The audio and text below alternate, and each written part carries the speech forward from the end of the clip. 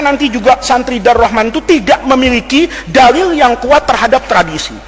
Kamu silahkan buka buku fikih mazhab apapun, ya, selama mazhab itu mazhab yang muktabar. Kalau ada ketemu fikih, buku fikih karangan Imam Muhammad Faiz, buang itu. Kenapa? Nggak muktabar otak saya. Tapi kalau karangan itu intisab kepada mazhabnya Imam Abu Hanifah, mazhabnya Imam Malik, mazhabnya Imam Syafi'i, mazhabnya Imam Ahmad, misalnya kamu belajar lagi ada mazhabnya Imam Auza'i misalnya, ada mazhabnya Lais bin Sa'ad misalnya, ada mazhabnya Imam Abu Thawr misalnya, ketemu semua itunya, kamu baca deh. Nggak ada terawih tidak 20 rakaat tuh nggak ada. Tuh di rumah Pak Kiai, ambil buku fikih yang paling gede dari setiap mazhab, ya, dari setiap mazhab. Mazhab Imam Abu Hanifah itu ada 2 kitab yang terkenal, namanya Al-Mabsut, punya Samsul A'immah As-Sarakhsi, itu ada 12 jilid mungkin. Itu mazhabnya Imam Abu Hanifah. Ada yang lebih enak lagi, Bada'i'us Shana'i fi Tartibis Syara'i, karya Imam Al-Kasai itu, ya. Itu kira-kira 8 jilid. Itu mazhab Hanafi. Pindah ke mazhab Maliki, ada kitab namanya Al-Istizkar, itu 32 jilid tuh syarahnya Muwatta itu, ya, ada di rumah Pak Kiai. Ada kitab Mawahibul, semuanya mazhab Maliki. Mazhab Syafi'i ada Majmu' itu, yang paling besar lah karangannya Imam Nawawi. Mazhab Imam Ahmad bin Hambal ada namanya kitab Al-Mughni, punya Ibnu Qudamah, itu fikih yang luar biasa, dibacanya enak, cetakannya bagus, 15 jilid, ada di rumah Pak Kiai. Itu ulama-ulama semuanya ketika mengatakan qiyamu Ramadan itu adalah isyruna rakaatan. Jangan orang sekarang bilang itu nggak ada dalil hadisnya. Apa Imam Nawawi yang saya cerita hebat kayak gitu itu lebih bodoh dari profesor sekarang, lebih bodoh dari dokter sekarang, lebih bodoh dari ustadz yang cuman belajar di Saudi 3 tahun 4 tahun itu. Ini supaya kita itu dalam beragama itu rendah hati gitu loh.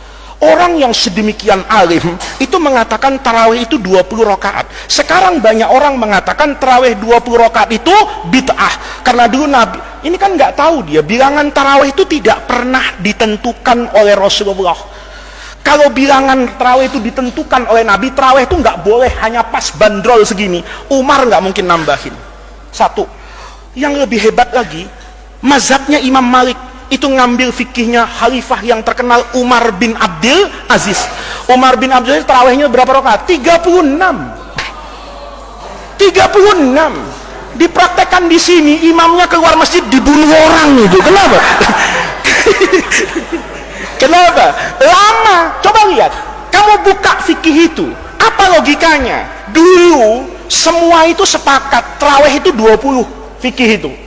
Tiba-tiba pada masa Khalifah Umar bin Abdul Aziz, ya, orang-orang di Mekah itu kalau tarawih sudah dapat 4 rakaat, 2 nih, tarawih itu 2 karena hadis Nabi itu sholatul laili masna.